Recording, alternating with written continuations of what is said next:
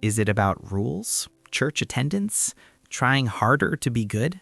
Following Jesus is less about external performance and more about direction. It's about trust that reshapes how someone lives, not earning love, but living from it. So it's not about becoming religious. Not in the superficial sense. When Jesus invited people to follow him, he didn't hand them a rule book first. He said, "Follow me." That meant walking with him, learning from him, adopting his way of life. What does that look like practically? At its core, it involves three things: trust, transformation, and obedience. Let's unpack that. First, trust. Following Jesus begins with trusting his authority and his teaching, not selectively, not only when it's convenient, but trusting that his way leads to life. And transformation?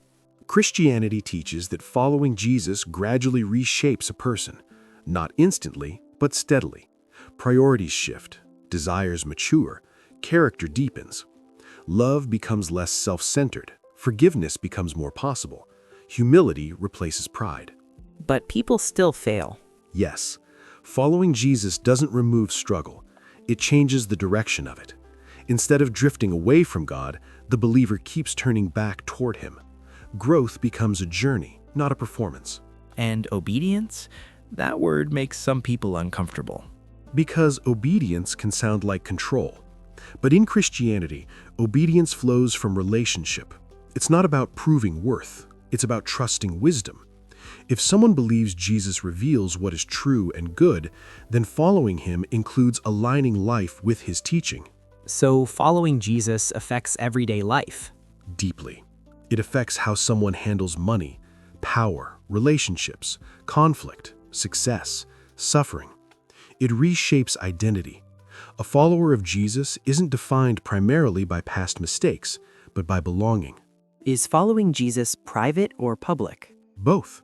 It begins internally, but it inevitably expresses itself outwardly, through compassion, through integrity, through love of neighbor. Following Jesus isn't withdrawal from the world, it's engagement shaped by grace. So it's less about religious activity And more about living in alignment with him. It's a daily decision, not dramatic most days, often quiet, but consistent. If salvation restores relationship, then following Jesus is living inside that relationship. Exactly. And that leads to another important question. If following Jesus reshapes life, why are there so many different Christian denominations?